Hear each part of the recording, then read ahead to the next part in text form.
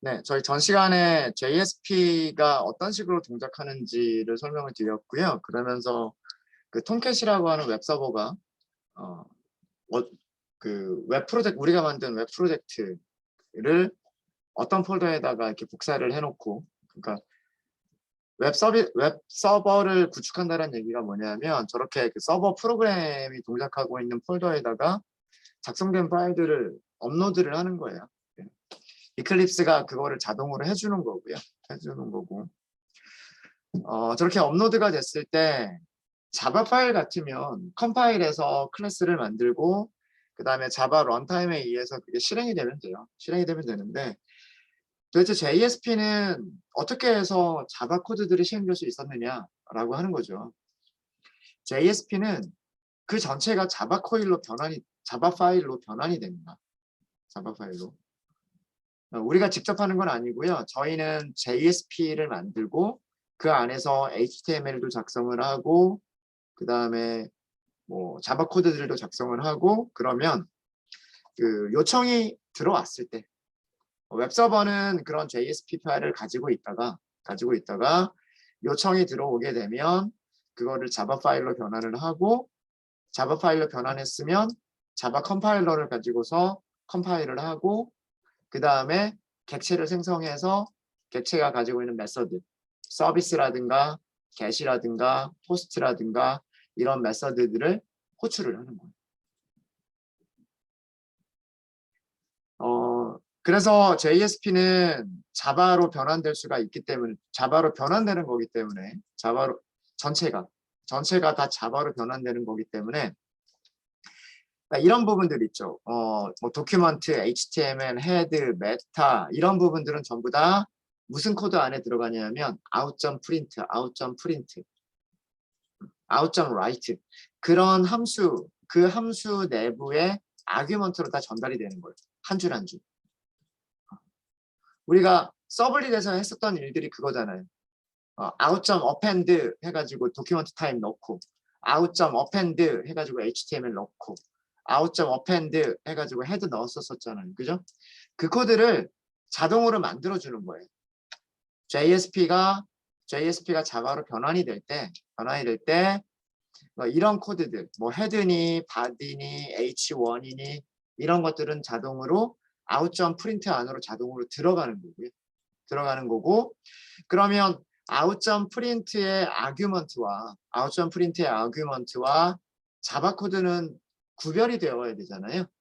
그래서 그걸 구별해주기 위해서 태그를 사용을 하는 거예요.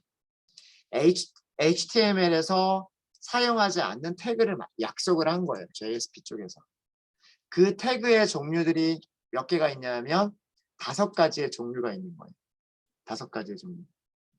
첫 번째가 뭐냐면 디렉티브의 목적은요, 이런 것들을 하는 거예요.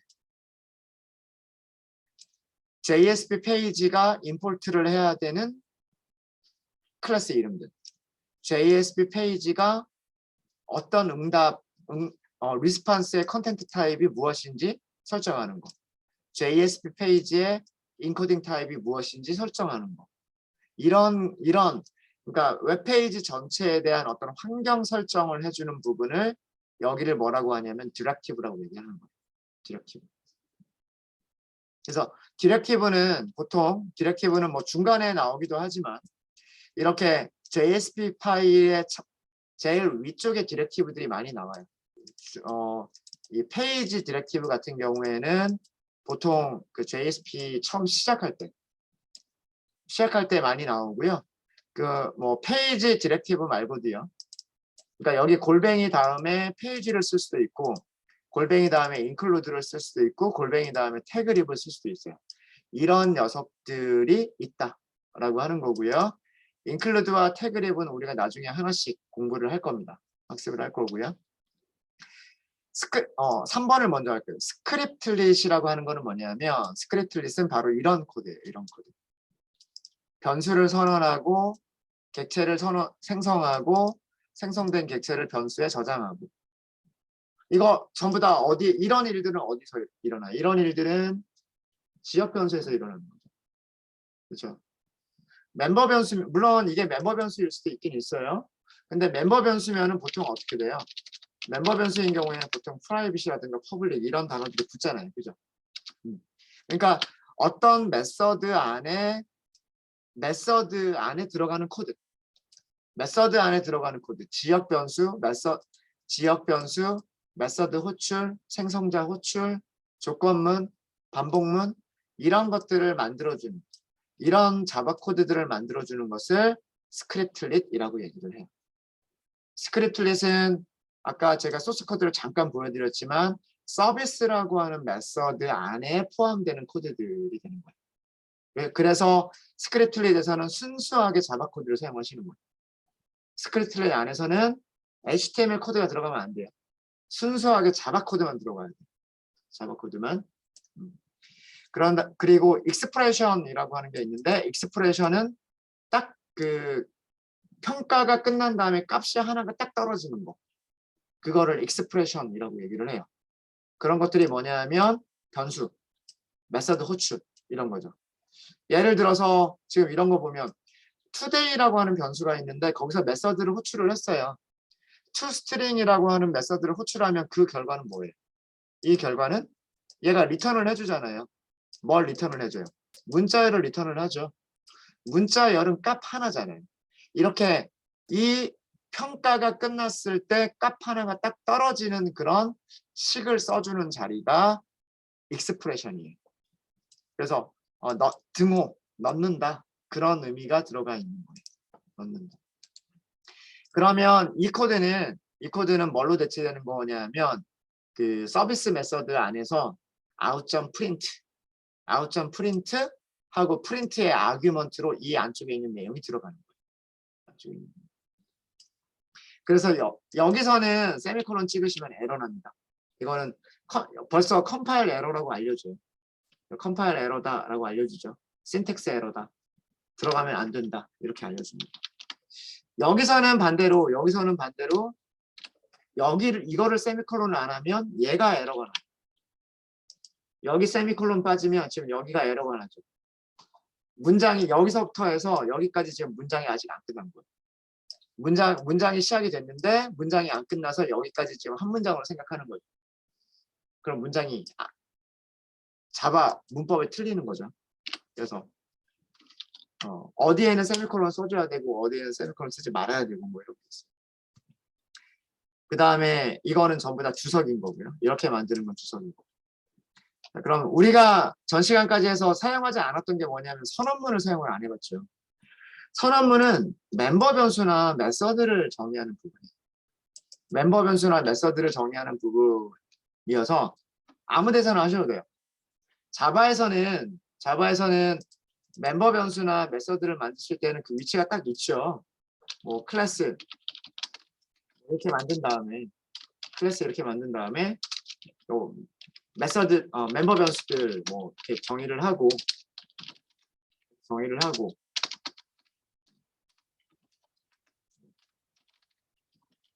이런 식으로 정의를 하고 그 다음에 메서드들 만들죠. 뭐 public int get a 이런 식으로 만들잖아요. 그죠? 그런데 JSP는 그 HTML 위치와 상관없이 아무 데서나 필요하면 그 필요한 멤버 변수와 필요한 메서드를 만드시면 무슨 얘기냐면 서버 시간이라고 한 거 있는데 이 밑에다가 한번 만들어 볼까요? 이 밑에다가 선언문, 지시자, 느낌표 이렇게 하고 이 안쪽에서 코드를 작성해 주시면 됩니다. 예를 들어서 지역 변수 하나 해볼까요? private. 지역 변수니까 private을 붙일 수가 있죠. private, 뭐 string, 뭐 user, name 이렇게 해볼까요? 자, 이거 뭐냐면 지역 멤버 변수 선언입니다. 자, 구별하셔야 될 게, 자, 이거는 스크립트릿이라고 제가 말씀드렸죠. 스크립트릿에서 프라이빗을 한번 써볼까요? 돼요, 안 돼요? 안 되죠. 에러 나죠. 에러가 나죠? 에러 메시지의 내용이 뭐냐면 illegal modifier, 수식어가 잘못됐다.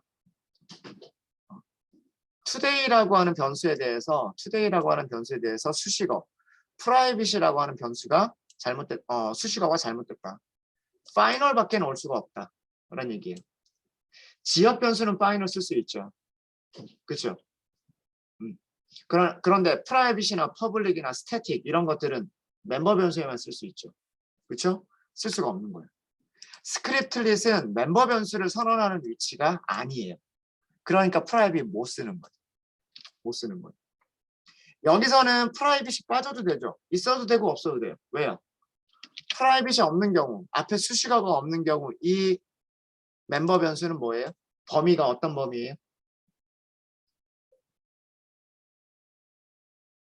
패키지.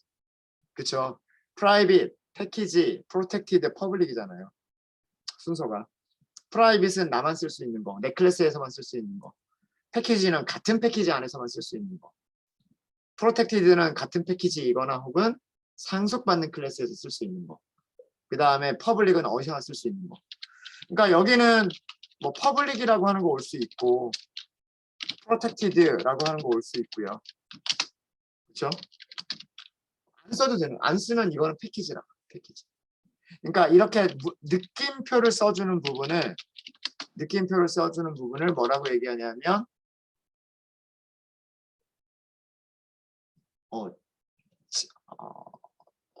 지시문, 디렉티브. 죄송합니다. 지시문이 아니라 선언문. 선언한다. 선언문. 디클러레이션이라고 합니다. 디클러레이션. 멤버 변수만 선언할 수 있느냐? 메서드도 정의할 수 있어요. 메서드도 정의할 수 있습니다. 메서드 어떻게 정의할 수 있냐면 뭐 퍼블릭 메서드 하나 만들까요? 퍼블릭 메서드. 그 다음에 스트링 리턴하는 메서드 만들까요? get user name 이렇게 만들어 볼까요? 게터 만들겠다는 얘기죠. 유저 네임이라고 하는 변수에 게터 만들겠다는 얘기. 그렇죠? 여기서 sysout 쓸 수 있어요. system out print ln 이렇게 쓸 수 있습니다. 그리고 리턴을 해야 돼요. 문자열 하나를 리턴을 해야 돼요. 그러면 에러 없죠. 우리가 일반적인 메서드를 만드는 거기 때문에 메서드 만드는 형식 갖춰주시면 돼요. 수식어가 나오고 리턴 타입이 나오고 메서드 이름이 있고 파라미터가 있고 메서드 바디가 있고. 네. 자, 여기서는 얘가 언제 호출이 되는지 호출됐다라고만 하는 것만 써볼게요. get username 메서드 호출이라고만 써볼게요. 세터가 없기 때문에 그냥 오셈이라고만 할게요. 오셈이라고만 하도록 하겠습니다.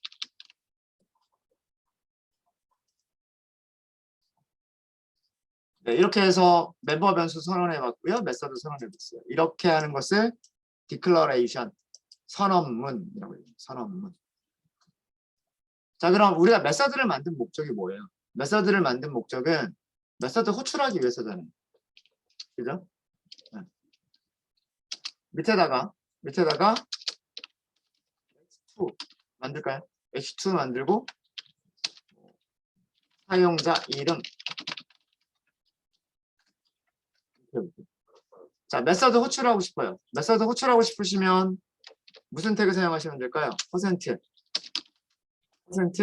%는 사용하시면 돼요. %는. 여기다가 get user 자동 완성돼요. get user name. 자, 바뀌었으니까 바뀐 내용 한번 볼까요? 바뀐 내용 보면 아직 여기 콘솔 창에서 뭔가 로고가 나오는 건 없어요. 그죠? 콘솔 창에서 로고가 나오는 건 없고요. 여러분들 브라우저에서 새로 고침만 해보세요. 1번 intro.jsp 보이시죠? 새로 고침. 사용자 이름 오셈이라고 출력을 했을 거예요. 보시면 응답을 받은 게 서버가 만들어준 HTML 파일에는 H1, H2가 2개, H1이 하나가 있고요. H2가 2개가 있는 형태로만 HTML 파일이 만들어졌어요. 그쵸? 근데 우리가 실제로 만든 코드는 이런 코드들을 만든 거죠. 이거 전부 다 자바 코드예요. 그죠? 여기도 자바 코드예요. 막 HTML하고 자바 코드가 막 섞여서 막 들어가죠. 이런 게 JSP.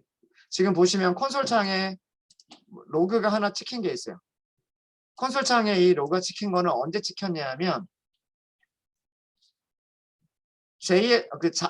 그 웹서버가 HTML을 만들기 위해서 여기를 HTML로 쭉 만들고 있을 거 아니에요. 그죠? HTML로 만들면서 이걸 호출을 했단 말이에요. 메서드를 호출하니까 이 메서드는 여기죠. 여기로 가서 얘가 콘솔 창에 일단 출력이 되고 얘가 리턴이 돼서 오셈이라고 하는 문자열이 리턴이 돼서 이 자리에 오셈이 온 거예요. 그럼 H2라고 하는 게 완성이 되겠죠. 그럼 그게 HTML로 만들어져서 어떻게? 클라이언트로 전송이 되는 거예요. 클라이언트로 응답, 리스판스가 전송이 되는 겁니다. 네, 이렇게 해서 저희는 그 JSP의 5가지 태그, Directive, Declaration, Scriptlet, Expression, Comment라고 하는 5가지를 다 보여드렸습니다. 아직 헷갈리죠? 뭐 이름들도 이렇게 생소하고, 그렇죠? 네. 연습들 많이 해볼게요. 연습들 많이 해보도록 하겠습니다. 혹시 여기까지 질문 있으세요? 질문 없으십니까? 네, 질문 없으시면은요, 나중에도 한 번 더 수정하긴 할 건데, 그 JSP에서 그 템플릿 약간 좀 수정을 좀 할게요. 그래서 JSP라고만 검색을 해보세요.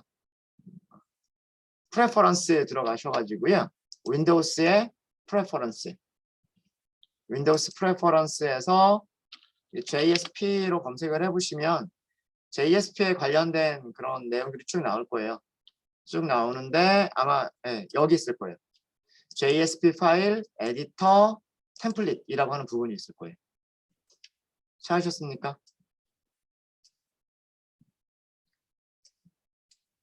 프레퍼런스에서요. 프레퍼런스에서 JSP로 검색을 하시면 밑으로 쭉 내리시다 보면 JSP 파일, 에디터, 템플릿. 여기 템플릿이라고 하는 부분이 있을 거예요. 거기 하면 이렇게 나오죠. 이렇게 나올 텐데 지금 여러분들이 보고 계시는 이 템플릿은 뭐냐면 JSP 파일을 만들어주는 건데 HTML 파일로 만들어주는 HTML5로 만드는 이 템플릿이 이클립스에서 사용하고 있는 템플릿이에요. 우리가 새로운 JSP 파일을 만들겠다라고 할 때 기본으로 사용되고 있는 템플릿이 이 녀석입니다. 이 녀석이고요. 그 다음에 여기 에디트를 하세요. 선택한 다음에 에디트. 그럼 아마 이런 창이 나올 거예요. 이런 창이 나올 거고요. 여기 들여쓰기를 좀 할게요.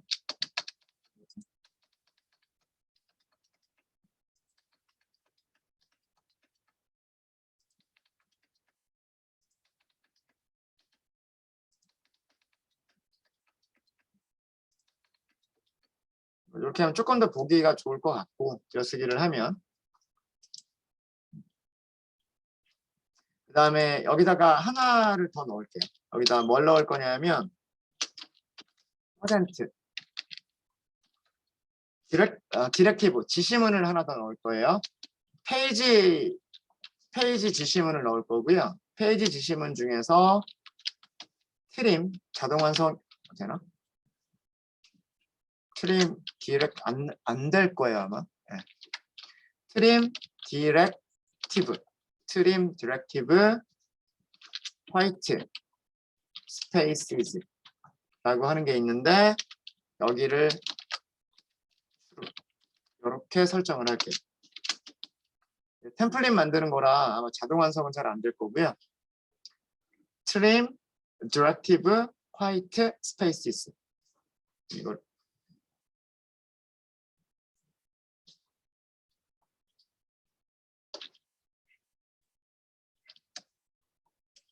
그 다음에 저희가 나중에 MVC 모델 할 때, MVC를 모델할 때 그때는 저희가 부트스트랩도 사용을 할 거니까 그때 여기에다가 그 부트스트랩 CSS 파일하고요. 그 다음에 자바스크립트 jQuery 그거 포함시키는 것도 여기 템플릿에다가 포함을 시킬게요. 그때.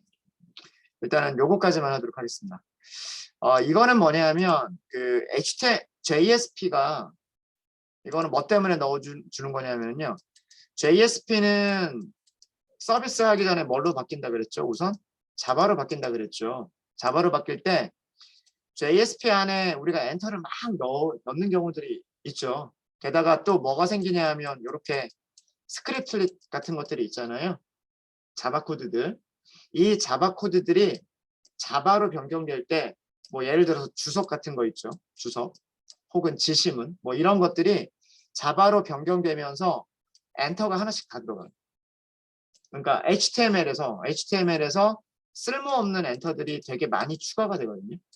이런 쓸모없는 엔터들이 되게 많이 추가가 되게 되면 서버에서 클라이언트로 내려가는 데이터의 양이 많아져요. 그러니까 쓸데없이 길이만 길어지고 빈칸만 쭉 있는 그런 형태가 돼버려서 그거를 없애겠다는 뜻이에요. 그래서 디렉티브 때문에 이런 디렉티브 때문에 생기는 공백들을 트림, 잘라버리겠다. 그런 뜻이에요. 그거를 추루로 하겠다는 얘기입니다. 자, 이렇게 변경하셨으면 오케이, apply and close 하시면 됩니다. 그러면 앞으로 그 페이지를 만들 때마다 저렇게 만들어질 거예요. 만들어질 거고요. 두 번째 페이지 한번 만들어 볼게요. JSP 하나 만들어 볼게요. JSP 안 나오죠? 그럼 JSP 선택하시면 됩니다. 2번이라고 하고요. 2번 폼이라고 할게요. 폼. 양식. 우리가 어제 서블릿 가지고서요. 이름 입력한 다음에 전송 이렇게 해서 그거를 결과를 받아보는 거 했었잖아요. 그죠?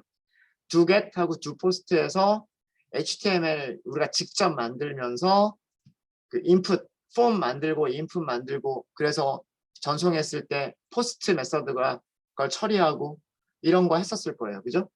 그거를 한번 해보겠다라고 하는 내용입니다. 그걸 하겠다는 내용이고요. form.jsp. 네. 자, 요거 들어갔죠.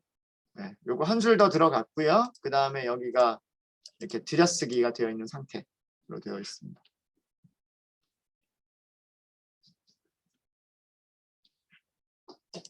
되었습니까? 자, 타이틀 변경할게요. 타이틀 여기 JSP 2번. 뭐 이렇게. 바디에다가 제목 하나 넣을까요? HTML 만들기 참 좋죠. 이렇게 하니까. 사용자 이름, 입력, 페이지 뭐 이렇게. 저는 폼을 만들 거예요. 폼.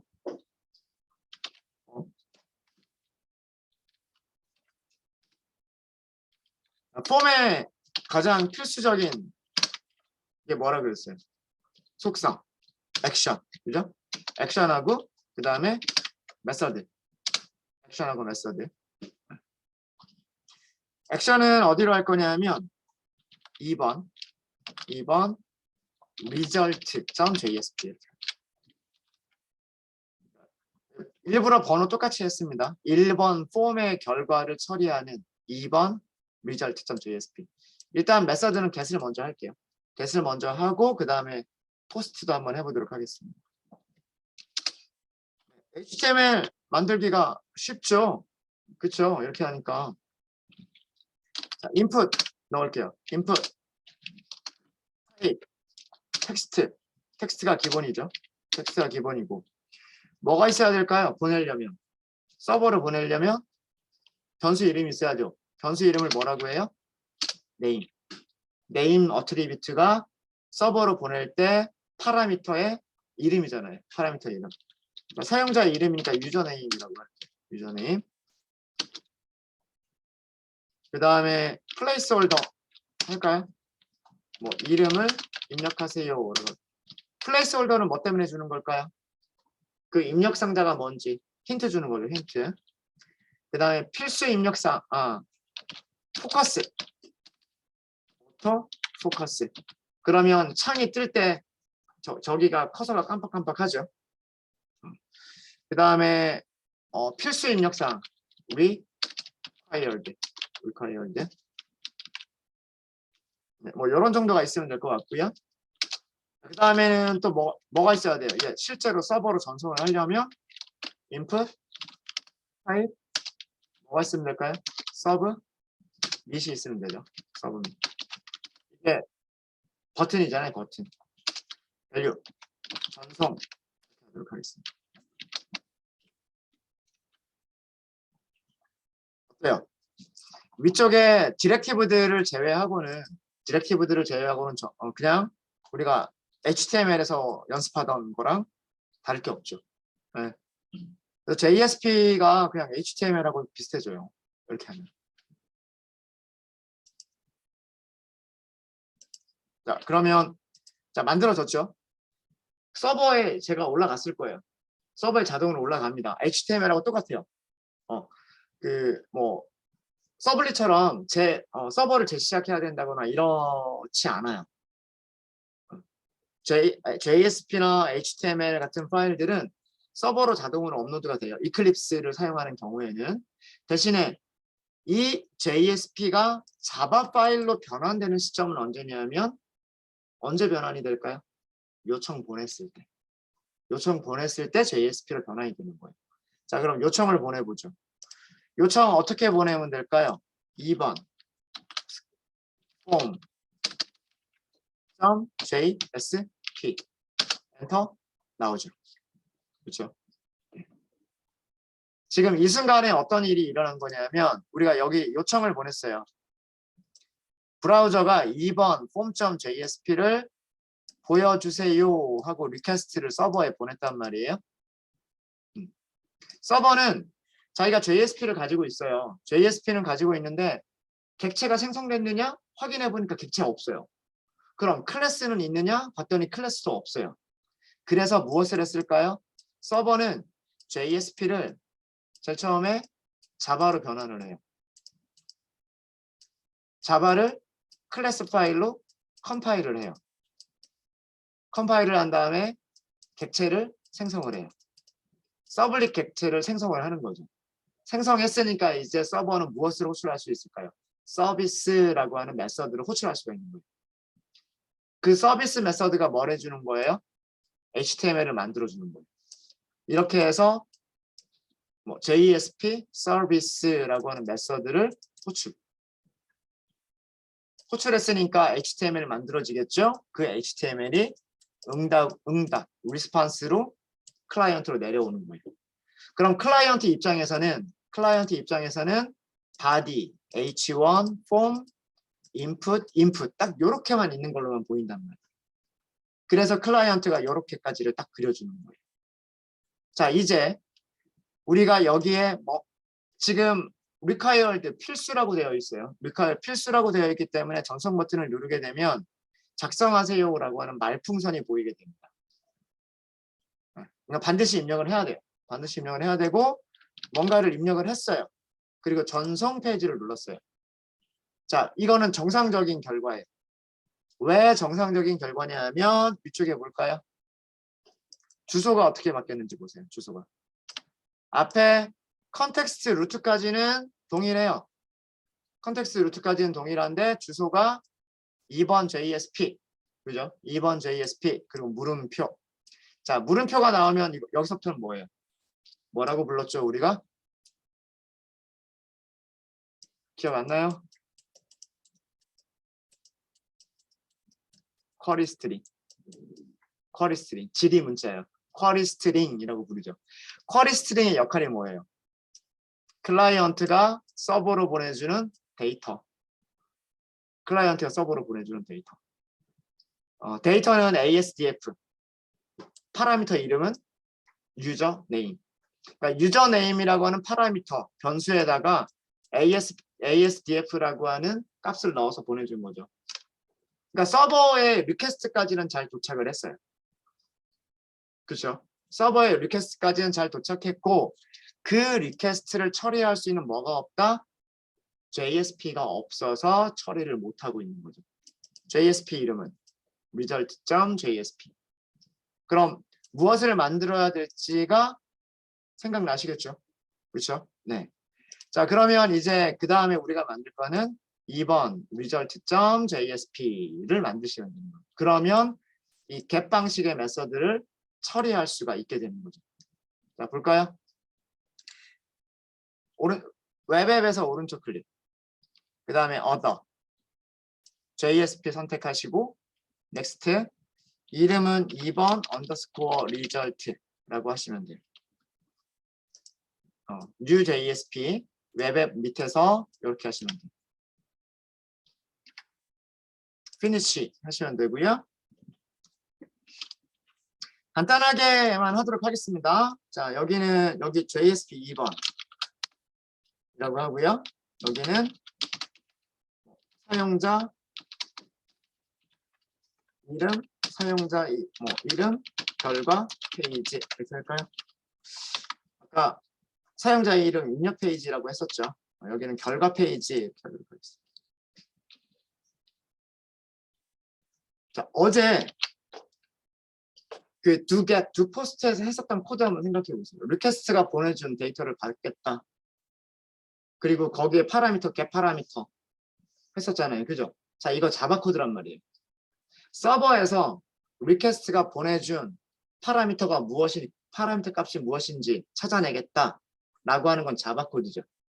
자바 코드가 필요한 부분이에요. 자바 코드가 필요한 부분이니까 무엇을 넣자? 스크립트릿을 넣자. 이거 스크립트릿이에요. 스크립트릿.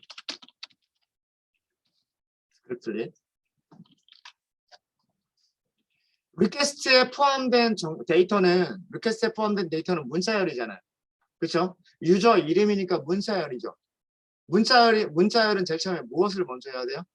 인코딩이 뭐냐 세팅해줘야 되죠. 맞아요? request 자동 완성됩니다. request set 캐릭터 인코딩. 클라이언트는 어떤 타입으로 보냈을까요? UTF-8로 보냈죠. 그렇죠? 네. 이거는 뭐냐면 요청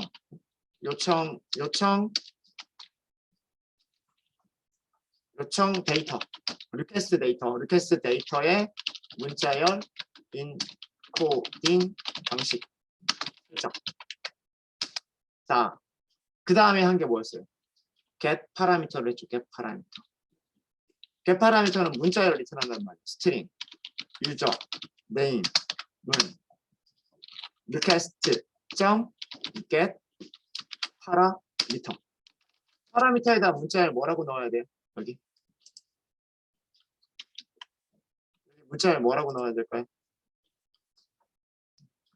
폼에서 네임을 뭘로 줬어요? 폼에서 네임을 유저 네임이라고 줬죠. 이거랑 똑같이 줘야 되는 거예요. 그렇죠? 여기를 복사를 하셔서 리절트에서 이거를 그대로 사용하시는 거죠. 그렇죠? 그러니까 유저 네임이라고 하는 파라미터의 값이 뭐냐? 그걸 알아내는 거죠. 네. 폼에서 유저 네임으로 전달한 파라미터 값. 우리는 저거를 화면에 보여주면 되는 거죠. 화면에 보여줄 때는 이렇게 하면 되겠네요. H2로 할까요? 이건 간단하게. H2. 사용자 이름. 사용자 이름 간단하게 표현할 때 어떻게 하면 될까요? 표현식, 익스프레션에 뭐 써주면 될까요? 변수 이름. 이 변수 이름 뭐예요? 이 녀석이죠. 얘가 가리키는 거는 여기에요. 그죠? 컨트롤 키 누르고 마우스 여기다가 클릭하면 커서가 여기로 딱 가잖아요. 그죠? 얘가 가리키는 건 얘예요. 폼에서 보내준 녀석을 찾겠다라고 하는 그런 내용이죠. 네, 처리 끝났습니다. 처리 끝났죠? 자, 그러면 다시 여기서부터 테스트 해보시면 되죠. 뭐 A, B, C 1, 2, 3 그 다음에 뭐 특수 문자, 전송 잘 나와야 돼요. 잘 나오죠. 그 다음에 한글, 여기다 한글도 입력해 볼까요? 오센 전송. 예, 한글도 잘 나와요. 뭘 했기 때문에 request.set 캐릭터 인코딩을 먼저 하고 그 다음에 get 파라미터를 했으니까. 서블릿에 비해서 어때요? 편하죠. 네, 일단은 HTML 껍데기를 만들기가 편하니까. 그 다음에 필요한 코드만 자바로 만들면 됩니다. 네, 이게 JSP입니다. 근데 결국은 JSP가 서블릿으로 변환되기 때문에 저런 게 일어나는 거예요. 이런 게. 그래서 어제 저희가 그 서블릿 만들어서 처리했었던 그 부분을 이렇게 한번 JSP로만 한번 해봤습니다. 네, 혹시 질문 있으세요?